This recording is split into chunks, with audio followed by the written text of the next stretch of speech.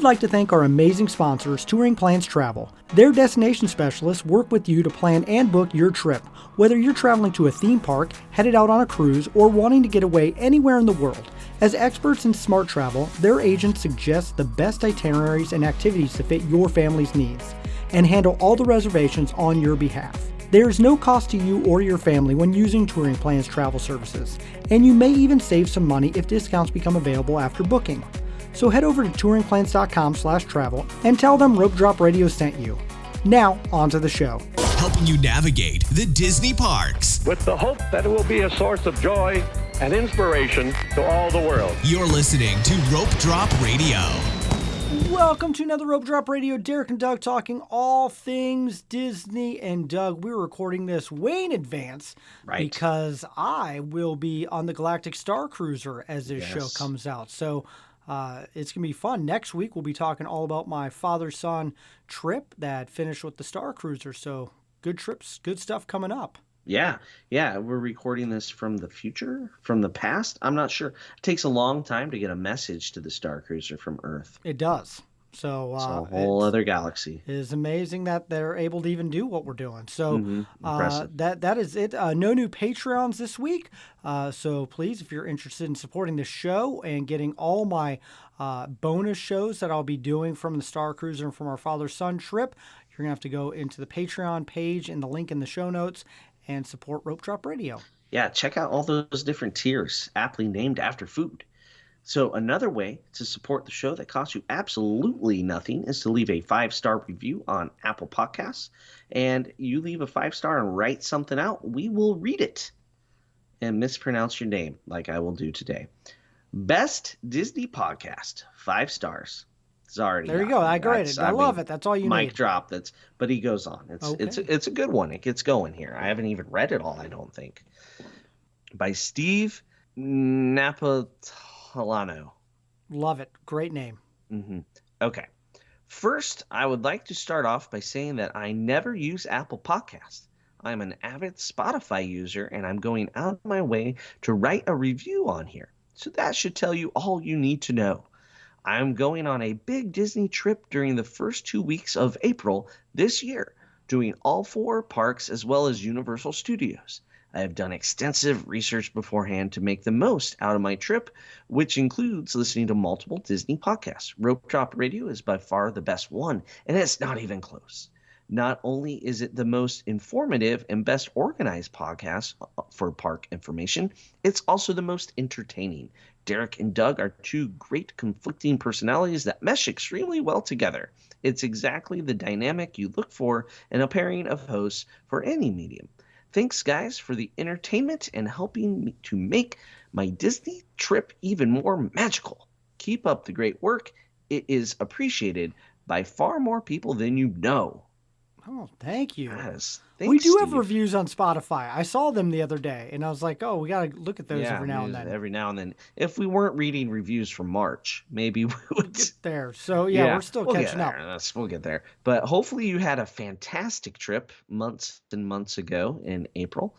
And I love that he says that, we're the great, informative, and organized. And then we're going to do his review on today's show, Derek. Which is not organized or informed. This is what we're doing today because we have to record this in advance. And we thought, you know what? There's a new Disney movie coming out called The Haunted Mansion. Right. And we don't talk movies a lot on this show. We've done some on the Patreon show, of course, but we usually stay clear from it. But what was inspiring is that this Haunted Mansion movie is really trying to be more like the attraction. Mm-hmm. Yes. And because of that, we thought about, hey, we should talk about some of the attractions that have been movies, things we like, dislike about them.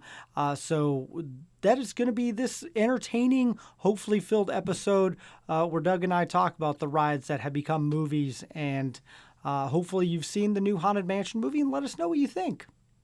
Yeah, I'm excited. I think the Hatbox Ghost is a thing. So we'll see where it goes. We're going to talk a little bit about how well these movies did, when they came out, all that nonsense.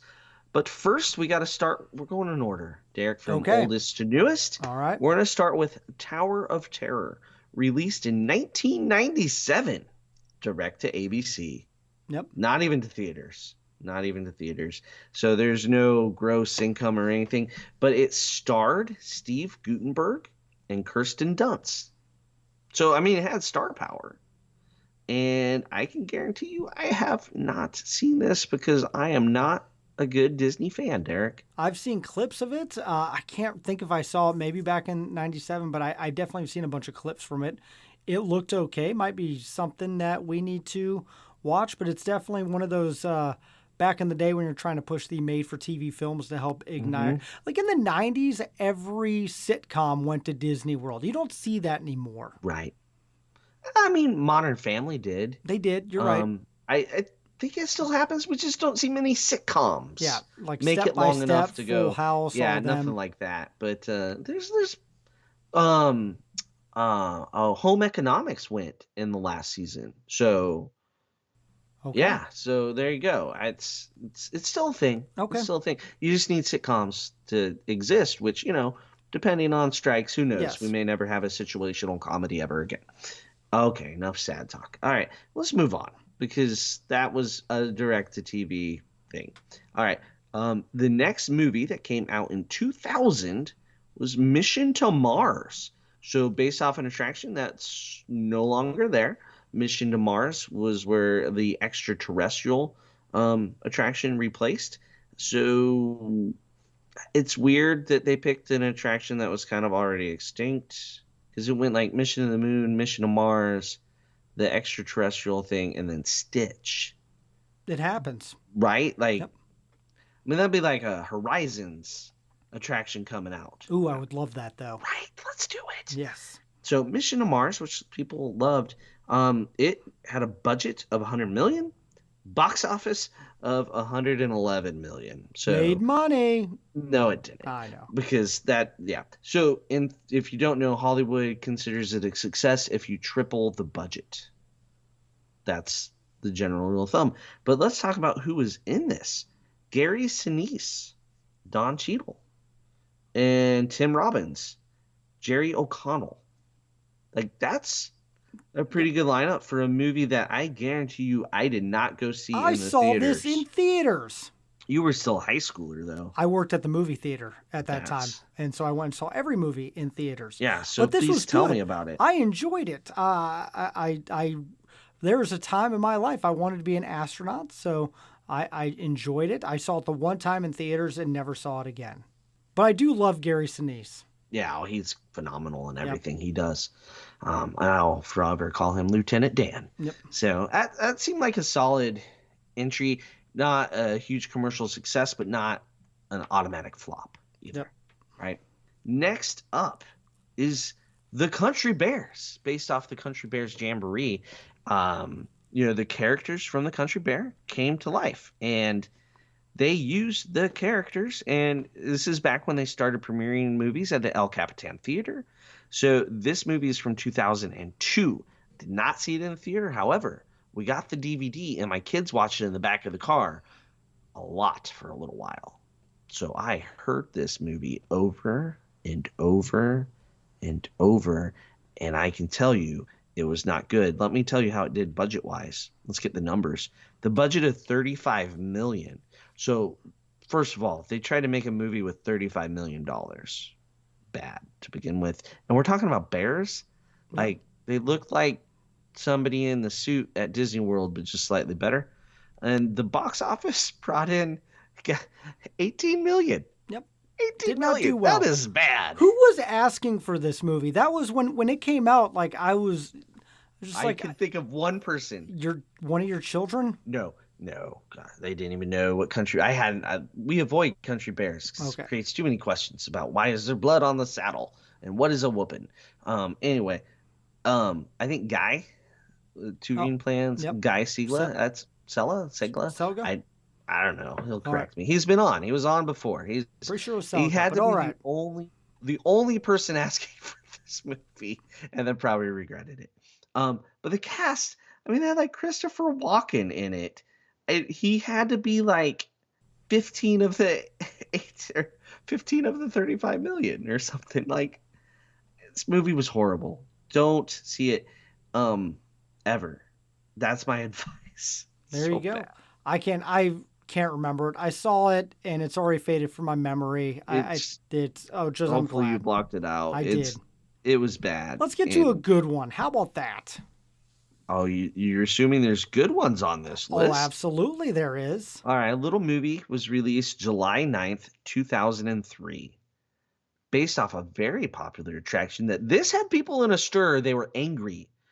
Disney fans, true Disney Yep. fans, were angry this movie was coming out, and it is none other than Pirates of the Caribbean, The Curse of the Black Pearl. Oh yeah, I remember people being up in arms about this, and even at the time, Johnny Depp, he didn't fit what the writers had thought. They wanted a suave, like swashbuckler, and he did, what Jack The Sparrow did. opposite, The right? opposite, pretty much. Which Keith was Richards, awesome. which got him nominated for an Academy Award, and then you have this amazing soundtrack. And I watched this movie over and over and over again. I freaking still love it. During the pandemic, we rewatched all the Pirates movies, and it was great, a lot of fun. And then I love that it actually reinvigorated the ride, and so they adapted Jack Sparrow to come back into the ride, and then they made a bunch of other ones as well. So yeah, first time we saw a movie inspire ride, and then ride inspire movie, Yep, and then movie inspire ride, ride, which I think is great. I have no problem with it. The soundtrack is amazing. It's one of the best. Yep. Don't ruin it for anybody, Derek. Yep. All right, so here they were actually trying to make a movie, though, where the last movie had a $35 million budget. This one had a $140 million budget.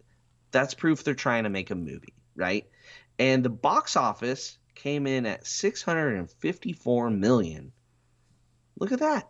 That's that triple that we're talking about. That's what they want. Speed rush some sequels. Yeah, I mean, do I need to say the cast? Johnny Depp, Orlando Bloom, Keira Knightley. Oh, yeah. And they continued on and on and on and on and on and on. It's a great franchise. I really wish things wouldn't have interrupted the next one they were making with Red as the main character. Yep. I was all ready for that. I am too. So this is what whenever they make a movie about an attraction, this is kind of, I think, now what they hope for. They hope. Absolutely. They hope it's going to be another Pirates. So you have to find another Pirates. Yes. Is this next one Pirates? No, it's The Haunted Mansion. which came out the same year as Pirates, which I think is hilarious. Right? They had 2 attraction-based movies in a year. Like, was somebody at Walt Disney Studios going like, I am so out of ideas, went to the parks and went like, you know what? Let's make a movie. All right, so Haunted Mansion came out November 26th of 2023. It's a thing. I've seen it. I don't remember it all. It's been a while. It starred Eddie Murphy and other people. Budget $90 million. So for a movie like this, I mean, Pirates clearly had a lot of special effects, right? Yep. You don't have to blow up stuff in Haunted Mansion. 90 million, box office of 182. So it doubled. It's respectable, I think, right? Well, and Disney thought this was going to be a huge hit because the director also did Lion King, Stuart Little 2, like coming off some big movies. And then you have Eddie Murphy as your star. Like, right. Everyone thought And this was going to be Eddie Murphy, too. It is. And so, like, I remember at the parks, like, they were promoting the heck out of this. They thought, oh, Pirates was this huge hit. This Haunted Mansion is going to be 10 times bigger than Pirates. Yeah, and it was not. It made not money. At all. I mean, but it wasn't Pirates, and that's what they wanted to be. So if Pirates hadn't come out, this is a huge success. But Pirates did come out. So it's just eh. It also got a 14% on Rotten Tomatoes. I mean, can you trust those guys? No, it's a really bad movie. Like, that's the thing. Make a good movie. Simple. Right. I learned that in film school. That's why I haven't watched it recently. It's just not good. So then we spend a few years with more Pirates, like in 06, 07, 11, more Pirates. Then we get something original that I really enjoyed, Derek. Tomorrowland. It's not just an attraction, it's an idea, a feeling, a place. I thought this was phenomenal. It was a little weird. This was 2015, I believe, right? Directed by Brad Bird, who's Pixar guy, right? So this is live action Incredibles. debut. I believe. It's just, if you haven't seen it, I would recommend it. This is the first one I'm saying that George Clooney was in it, and Britt Robertson, right? And there's a lot of other people like Keegan Michael Key and Catherine Hahn and Tim McGraw, like good cast, right? They spent a ton of money on this though. 190 million, Derek. They spent more on this than Pirates. And I'm not sure it got a little weird at times. Box office 209. So not as financial success. They thought this was going to make another trilogy. They were really expecting it to Yeah. be. Especially And George Clooney. Yeah, it's peak yeah, George Clooney. well, that's why the budget's high. It's George Clooney. It's 20 George million, Clooney. right there. Yeah. So I love this movie though. I know I'm in the minority. Did it get a little weird when stuff was in the Eiffel Tower? Like, did they watch Monsters Inc. and go, how do we end this movie? I don't know. Oh, the Eiffel Tower. That's about the only connection I can make. There's a throwback to last week's show if you haven't watched it yet. Well, now I'm going to have to go watch this movie. Have you not seen this? Never seen it. I've watched the first 30 minutes multiple times and have gotten It's sidetracked. a slow burn. Yep. But like it follows like, that you gotta have your chip on your shoulder. You're not good enough, and then you are good enough. Does it feel You're like in the secret Tomorrowland society. in the theme park? Yeah, like the great big beautiful tomorrow idea. Okay. Like sing the song in your head and go watch it. I'm sure it's on Disney Plus. I probably should have checked all that, but Yep. what's the fun in that? But there you go, Tomorrowland. It's one of my favorites. Might be my favorite on this list. I love me some Pirates. I actually watched 2.5 Pirates movies on the course of our 7-night cruise, this last cruise. So, all right, then we got another Pirates movie in 2017 after Tomorrowland in 2015, and then just a year or two ago, The Jungle Cruise. That we saw together. In theaters. It was like my first time back in a theater in so long. It too. was. July 30th, 2021. And we saw this together, and I thought it was great. Well done. I don't see why we don't have a second one coming yet. So I love Dwayne "The Rock" Johnson. I love Emily Blunt. I thought it was a good was movie. I great. was hoping, I think the third act kind of really heavy CGI. a little too heavy. And the plot kind of thinned a little bit. But the first 45 minutes of that movie were excellent and definitely hit the story beats that it needed to. I love how they just knocked out all the like gags from the ride pretty much in the first like 5 seconds. Like, we're just going to do backside of water. They just like, and we're done. Now it's a movie, right? And there was still little nods that played into it all throughout, but they made the theme park people happy right away, which I think is something that Tomorrowland failed at. Yep. They followed a girl's story in school and her struggles and stuff in Florida, looking at NASA but not getting in type of thing. But here they were just like, we're making a theme park movie. Let's just make a theme park movie and then we'll make the movie. And I think that's why it worked better. But the cast member that I think you mentioned, The Rock and Emily Blunt, but I think Jack Whitehall really stole the show. His character was fantastic. Yep. Paul Giamatti was great too. All right, let's talk budget just so we know how much they cared about this movie. They cared. $200 million. I mean, Emily Blunt and Dwayne "The Rock" Johnson, between two of them, probably 30-some million, 35 million. At this point, I would put that on par with what they paid for the first Pirates, because inflation, like we're talking 20 years later, right? So when you think something, I'm not a financial expert though. Don't quote me on that. Anybody, please, ever. Sadly, only made 220 million. But I think if it came out right now, it also made a lot overseas. If that thing came out right now, you're making a lot more, because nobody was going to the theater then. It was weird. It was so weird being back in the theater for that movie. It was just bizarre. Just in theater with masks on, and we went like opening night.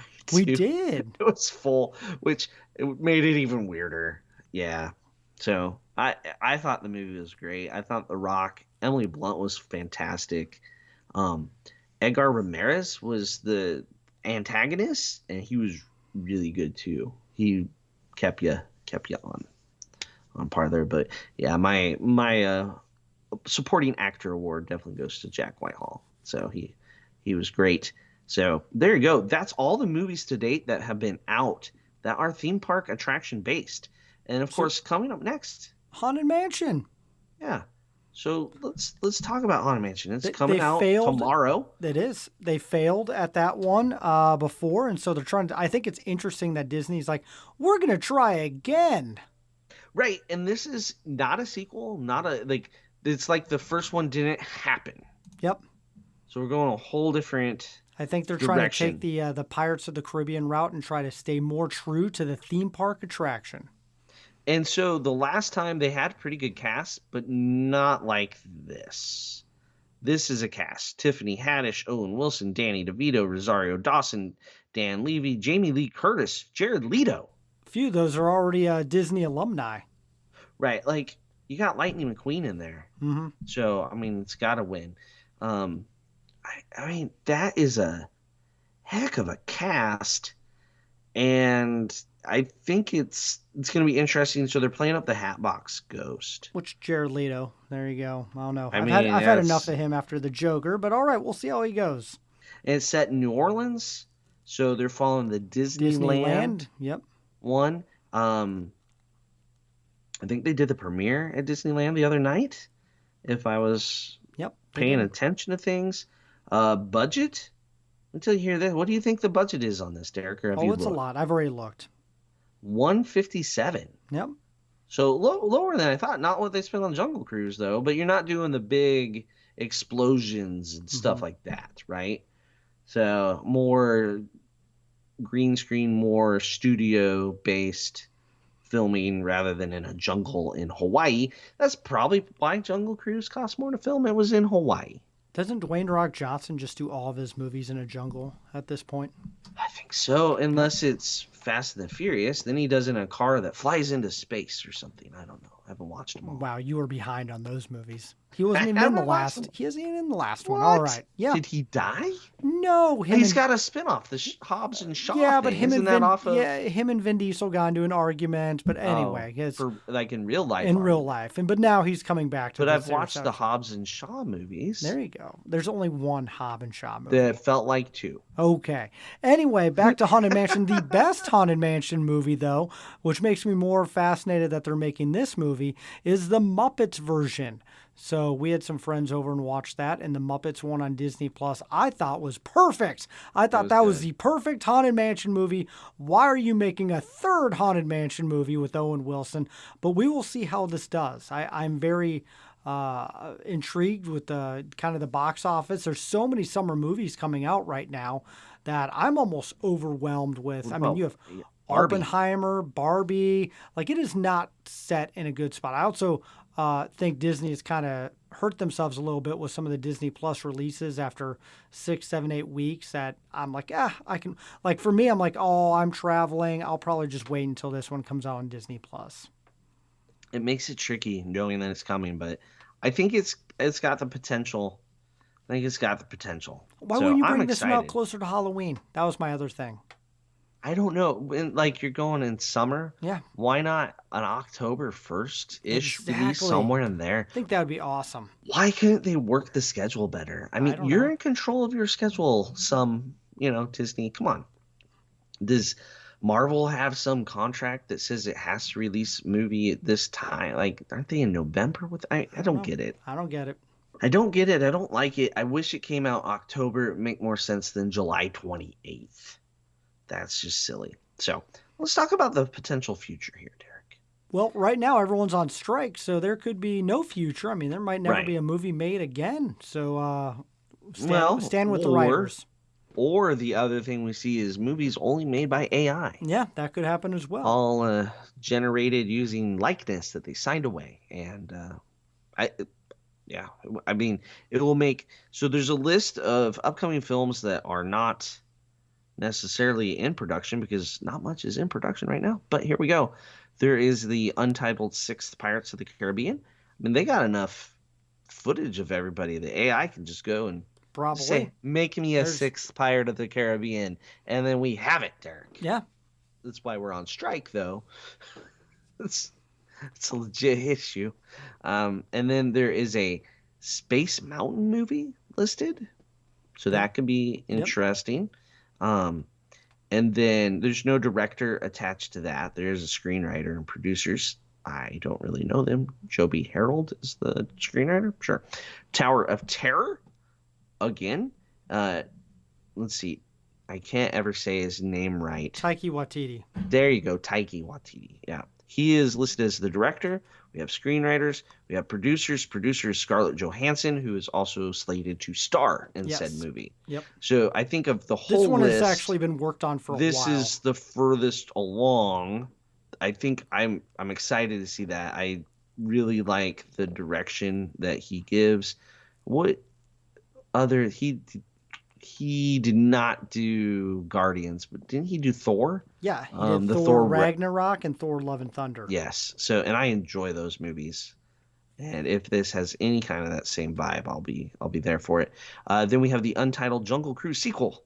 This, I don't believe it's still in pre-production. So, and it's got like 25 producers listed. So that's interesting. That's never a good sign.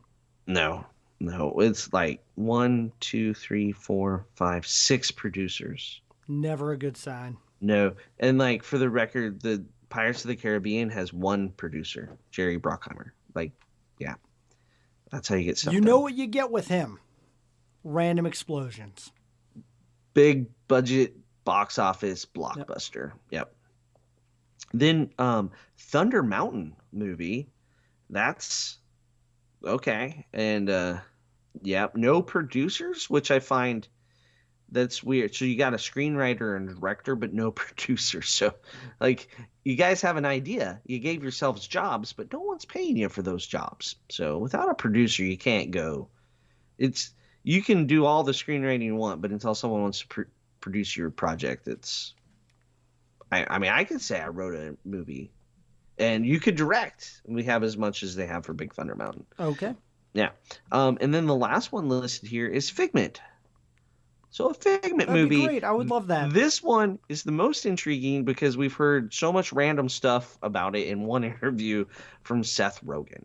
That was it. So Yep. That's it. He's talked about it. That's the only reason it's on this list. Disney's not confirmed nor denied anything. The fact that they didn't deny it, because they've denied other nonsense. So you got Seth Rogen, and you have screenwriters. So, and I feel like there's potential if strikes ever get resolved. Granted, Seth Rogen will produce something for a decade before it happens sometimes, but it gets there eventually, and it's usually pretty good. So there you go. There's what's headed towards the silver screen. Well, I think it's fascinating because so many IPs in the park already have the movie set behind it before they even got the ride. So I do love that you're seeing rides that never had that IP backing actually get some traction with it. So that makes it really fun.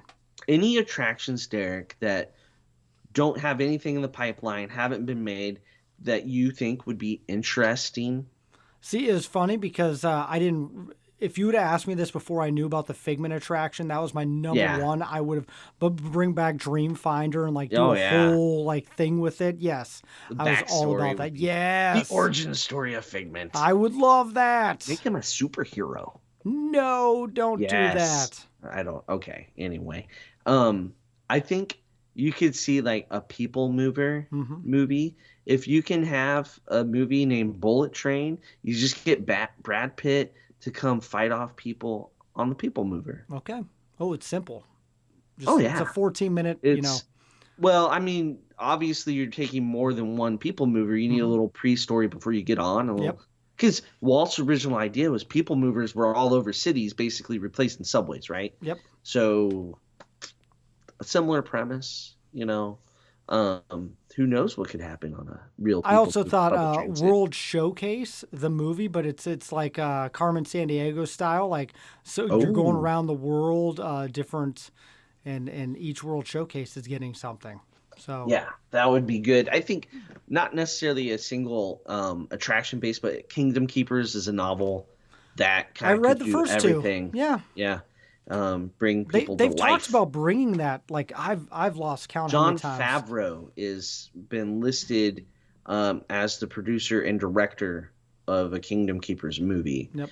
And since they acquired the rights to Night at the Museum, because when he was attached to that first, Disney was told they couldn't do it by Fox because it was too close in premise to Night at the Museum, so they shelved it. So Jon Favreau is pretty busy though, saving Star Wars right now. So yeah, we'll see. Someday that could happen. Also, like I think Spaceship Earth movie could be interesting. Get like Foxy Brown and Neanderthals, all the characters doing things. That could be, yeah. Yeah.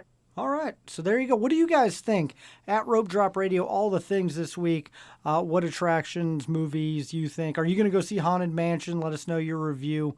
Did you just think this is the weirdest episode we've ever done? It could be that as well. We'll never talk about a movie again. You nope, let us know. That's it. So once every 8 years we do this, so we've been doing it for 7 years. We quit doing movie reviews a while ago. We used to Beauty do and those the Beast all the time. It was the Beauty and the Beast episode that killed us, and that was ever show. 5.5. Almost 6 years ago. So yeah, here we go. See, once every 6 years, we do something crazy like this. But let us know what you think, and we're going to get on to the Patreon episode. But if you want to see any of these rides in action, you're going to have to book a trip to Walt Disney World. Contact Touring Plans. We have a link in our show notes, or we can message you directly. Those destination specialists can help you have an amazing time. Please go over to Patreon, support the show. You'll hear more bonus and after shows, especially with my trip where I'm on the Star Cruiser as this comes out. And then, yeah, be sure to keep leaving those reviews. That was an awesome review. Thank you for that. And we definitely need to go on some of our other podcast things and look at some of those reviews as well. You reminded me. We got to do that. Can't always stick with Apple, but please, just no matter what, leave a review. So for Doug, I'm Derek. You've been listening to Rope Drop Radio.